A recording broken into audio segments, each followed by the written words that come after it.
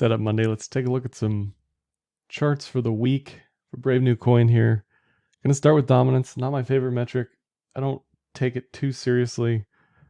For me, the most important thing on dominance is where is dominance relative to the 200-day moving average.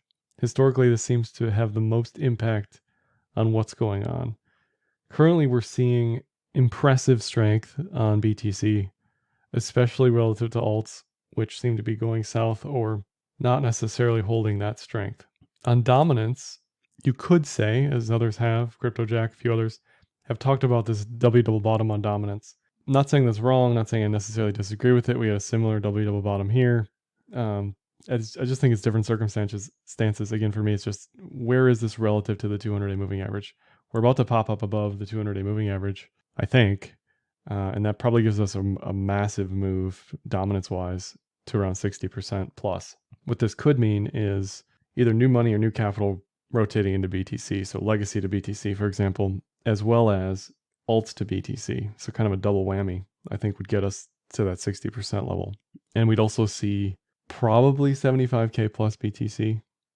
Now this is going to take some time. It's probably going to take the entire quarter, but it's about being ahead of those rotations. So being proactive instead of reactive, I think, on this stuff. So if you're still holding a bunch of alts, right, like what do? Do you just eat the sideways and wait for another 5x, 10x after you've gotten a 20x? Or do you be a little bit smart about it and start rotating into majors? Even ETH, DTC has moved ahead of ETH even. So maybe rotating back to ETH from alts is a smarter play than rotating to BTC here. I don't know. Everyone's portfolio is different. Everybody's trading style is different. But I certainly wouldn't be continuing to hold Sol, Phantom, Terra, any of these new kids on the block who've just exploded over the past 6 months.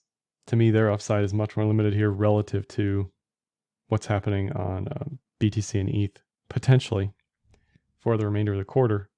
We'll take a look at the trend shifts and changes there. And on the DeFi index as well, it's just sideways, right? Like your opportunity cost here is massive. You're sitting in DeFi versus trading majors. The smarter trade is to rotate or do whatever you need to do to get back into majors here and wait for this thing to look more bullish. It's not bearish by any means here. It's above the 200, it's above the cloud. It's still in the range though. It's still in the volume area, and this needs some time.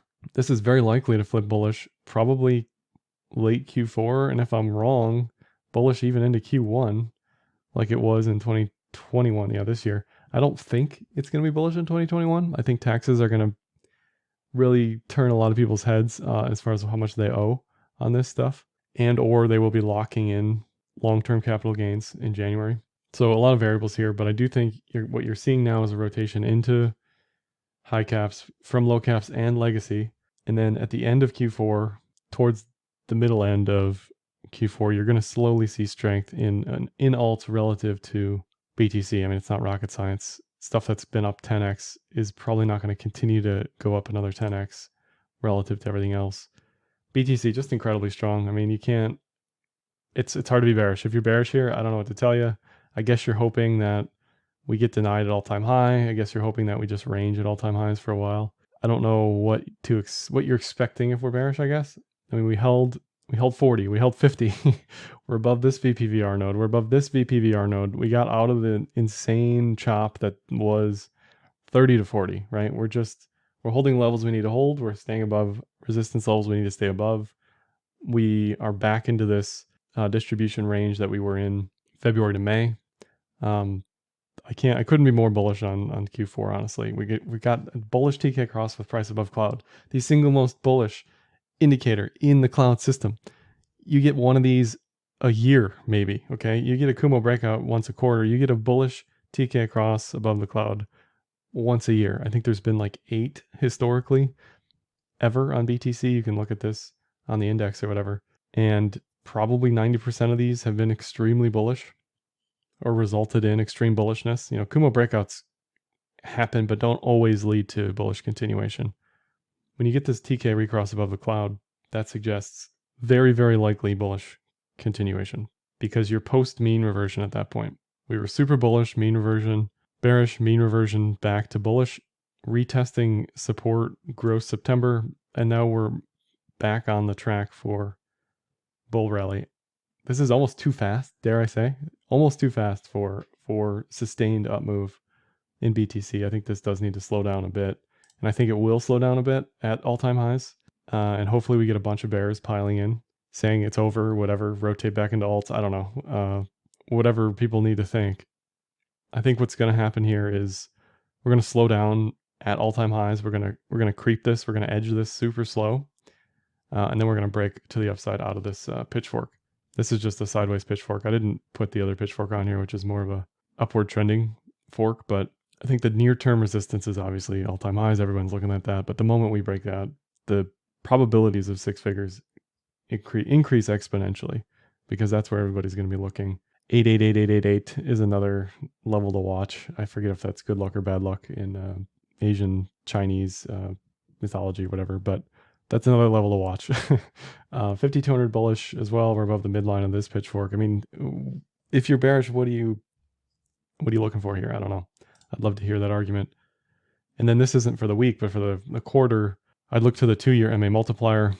As an oscillator, historically, green is buy, red is sell. This is a 5x multiple of the 2-year MA.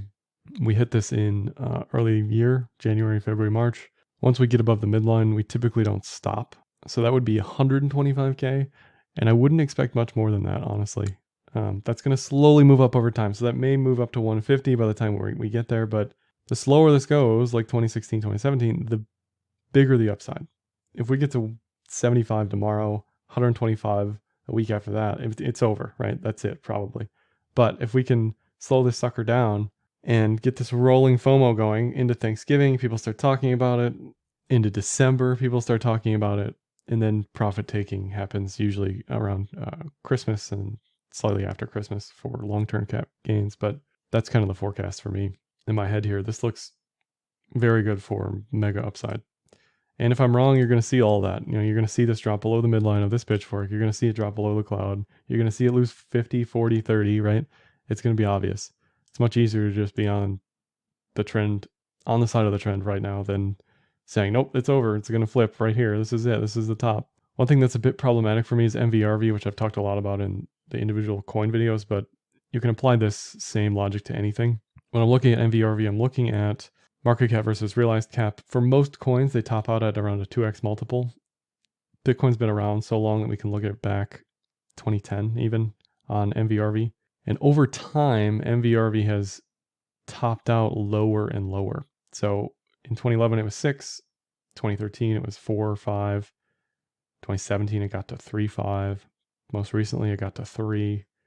Currently, we're approaching 2, which is kind of problematic from a generalized perspective of where MVRV typically tops out.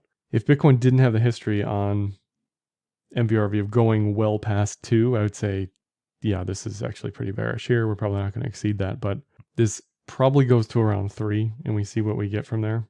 Over time, MVRV may just be on this diagonal downtrend where it just can't, the speculation just can't be that much higher than on-chain activity. Now, this could decline, actually, MVRV, if on-chain activity picks up in a big way, which may happen. I'm not counting that out either, but it's best when on-chain activity and market cap increase together, because then you have that fundamental base use case. People are actually using the chain other than just speculating on it. So this is definitely something to watch very closely. Where if we're above 75, if we're above 100, if we're above 125, and MVRV is above 4, that is probably the top. That's probably the best you're going to get. We'll continue to look at this week over week, depending where we sit, but I would definitely just bookmark this. Anybody can look at this. It's free in Coinmetrics. Just look at it. Just search for MVRV. I use the free float, but you can use whatever you want. Definitely something to keep track of. Something else a lot of people look at too is the Pi cycle stuff. I don't love this, but it's never been wrong, right? You can't argue with something that's never been wrong. Anytime this has crossed, this Pi cycle top indicator, which is on TradingView, by the way, anytime this has crossed, it has basically been the top within 5 to 10 days, even most recently in February, March. When it happened, I said, even before it happened, I said, it's going to happen, ignore it. I was wrong. I didn't think it would actually be the top at that time, based on Pi cycle. It was certainly the top based on Y Coffee and distribution and cloud edge to edge stuff, but that came later. This was actually first. This was the first thing that told you that the trend was in trouble. So currently we have a wide spread between this key cross historically. But this is something else to watch when we're at 75, 125. If we get there, what does this look like? If we're at 75 and this thing is crossed, that's probably it. If we're at 125 and this thing hasn't crossed, it's probably still going, you know. It's an if this then that, you got to see what it looks like, but I would definitely watch that. And for the week, for BTC, this is alligator fractal stuff. On the daily, this is just an example of when I use 12-hour or lower timeframes versus higher timeframes. So currently above the daily alligator, but there aren't really any fractals here telling you what I should be doing. When I use indicators on a chart, I want it to tell me, where do I buy, where do I sell, when do I buy, when do I sell? I don't want to think about it. I don't want any subjectivity. You could argue that timeframes are subjectivity, but I need something, right? Here, if I'm trading on high leverage, there's no help for entries, stop loss, really. It's telling you there's a stop loss at 47 and we're at 57. Thanks, right? Like that's a 10K drop. That's not effective on leverage. So you have to move it down. This is the 12-hour. Even though it looks a little messy on the 12-hour, on the daily, we know what it looks like. We're bullish. Okay, great. On the 12-hour, it's still giving us stop losses at 47. There hasn't been a single stop loss up here on any of this. I'm looking at these hats. These are the bearish fractals, bullish fractals. When we break a bullish fractal, that's an entry. So it tells you probably today there's going to be another bull entry. And the current trailing stop loss for that is all the way down at 47. Now you could just put a stop loss for yourself at 53, as well as just the midline of this alligator at 54 is generally a good stop loss level as well. If we're breaking the midline, we're probably not going to keep going, even though it does happen on lower time frames. It's a bad sign for trend strength. So if you're looking for entry exit stop loss, I would look at alligator fractal stuff on the 12-hour, even lower for alts, 4-hour probably for altcoins, but this looks incredibly strong on the 12-hour as well. Flipping gears to ETH on the 12-hour alligator fractal stuff, just because we're on that topic. ETH, the entry is very much like 36.50, 37, whatever this is. Hasn't gotten above that level. The moment it does, boom. That's probably a good time to rotate a little bit out of the BTCs into the ETHs, because then you're going to start to see some ETH strength. ETH is much closer to its all-time high than BTC, probably at this point. Actually, that may be incorrect. I don't know. I'd have to look at the percentages, but I assume if this breaks 37, this thing's going to break 4. Everyone's already looking at that anyway. It's just definitely a laggard at the moment. The disruption here on what happens could be related to ETF stuff for BTC, which is potentially happening October 18th, I think is the first day that we could start hearing some news on that stuff. But anyway, if you just look at ETH's fibs from high to low, the expectation is that this thing hits 4.8 to 5.5, something like that. The question is obviously, how does it get there? What does it look like? If this can hold above the 12-hour alligator and you get continuous entries, like, you know, that's easy, right? You just ride this thing to 5.5 and then be done with it. But until you get that entry signal, it's telling you, yes, it's bullish. Yes, the trend is fine. But in the moment, we haven't gotten an entry signal until we're above 36, 37. And the daily looks exactly the same. You could long the cross, and then after that, you're longing anything above bull fractals. You haven't even gotten a stop loss fractal here yet, even though on the 12-hour, you've gotten a stop loss fractal at 50 or 33 rather. So I hope that's not like super complicated or complex for people to understand, but ETH, super simple. Anything above 36 is probably a go time for ETH, and the near-term targets, probably within the next 2 to 3 weeks, is probably 5K at that point. ETH's 1-year MA multiplier has it at 10K plus eventual target. For the quarter, certainly possible. I would not rule out 10K, 5K looks like a given to me. A 2x from that into late Q4, certainly very possible. I wouldn't expect much more than that. Eventually, over time, this is going to move up slowly throughout the quarter, but the most recent times this has attempted a touch for the multiple has been a grazing of the 12x or the 12-hour multiple. Unlike mid 2017, where it was just surging above. 2018, it tapped it. Arguably in January, it tapped it, and in May, it definitely tapped it. So I'm not, at that point, you can't expect this thing to just surge way past, right? If I'm holding ETH, which I am, I'm selling much more of it at that level than expecting another signal, right? Like that's probably the signal. The signal to sell ETH is probably going to be when it hits the multiple and not much higher beyond that.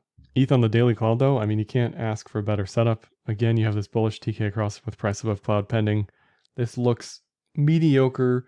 neutral. If you don't know cloud, if you don't know anything about trend stuff, you're probably looking at this thinking this is just sideways, it's whatever. But this is the best way to start an extremely strong trend. And a 10x from here, or a 10K target from here would probably be around a 2.5 to 3x, whatever that is. But the cloud is telling you it's almost go time. It is. This looks just like October, November 2020 for BTC, where it was just kind of flat, boring, nothing sideways. So my expectations for ETH are extremely bullish for the rest of Q4. Sol, on the other hand, I think I said this last week, but for these alts that have moved up such significant percentages already, it is much easier to trade stuff that looks like this, okay? I'd rather long this than keep banging my head against the wall, hoping this thing holds bullish. This could be an M double top. This could just go sideways. It could retrace all the way to the 200, right? Those are all more likely to me than higher highs in the near term. If I'm bullish Sol, what I really want to see is the cloud resetting completely like it did in June, July. And that may happen in early Q4, October, November. This thing might have another run like Q4, but right now the trade is not Sol. The trade is not AXS. This stuff is just way too hot, up way too much. You know, if you're heavily involved in the community and believing in this stuff, I'm not saying you're wrong. I'm just saying if you're a trader, there are better trades. Luna, same thing. This doesn't look terrible relative to Sol and AXS. To be fair, this looks decently okay trend-wise, but the easier trade for me is always the thing that's about to flip bullish. It's not the thing that's been bullish for months and weeks, and I'm hoping that this thing can have another 3x. That could happen, but to me, the easier trade is just ETH or BTC right now. FTM, same thing. I mean, look at this thing. It's up from 15 cents to 220 right now. Yeah, there's no entry for me here, right? Like that's the other thing. This is just way overcooked. And Serum, just randomly that I was flipping through some of these alts, looks very bearish to me in that it is head and shouldering and it's flipping below the cloud. Probably going to retest the 200-day moving average. And the worst case is a complete head and shoulders breakdown to that 1618 around 350. So no matter what you're doing, no matter what you're trading, just have a plan. If you're trading alts and holding alts, have a plan. Don't get FOMO when everything else is moved without you and you're doing the anti-rotation where you're FOMOing into high caps way after the move instead of just sitting in your low cap for waiting for that rotation, right? You can't be reactive. You have to have a plan. I don't care how you trade your book as long as people are informed on what's going on. Lastly, let me just mention the ETH-BTC fund and DeFi portfolio I trade for TechMe Capital and Enzyme.finance, a non-custodial portfolio management tool where you can send ETH or USDC or just watch what I'm doing. You can see everything including AUM, performance, allocations, trades in the trades tab, as well as wherever we're sitting with lending. Sometimes it's comp, sometimes it's Yearn, sometimes it's Aave. I don't usually lend the ETH and BTC, even though there's a large value worth here because the APYs for lending ETH and BTC are just so low. I also don't participate in AMMs or anything like that with ETH and BTC fund. This is a more risk averse fund than the DeFi portfolio. The DeFi portfolio is more going ham with lending and borrowing, that sort of thing. And eventually this will be 100% crypto. Probably going to slowly eke more of this into BTC today, and then eventually rotate that BTC into ETH once BTC very likely stalls a little bit at all-time highs and ETH catches up. It'll be interesting to see which breaks all-time high first. Probably BTC based on what's happening with the pending news. Like if we get an ETF for BTC, that is easy all-time high type news for the one that started it all. That's all for this one. Like, dislike, comment, share, subscribe, and happy trading.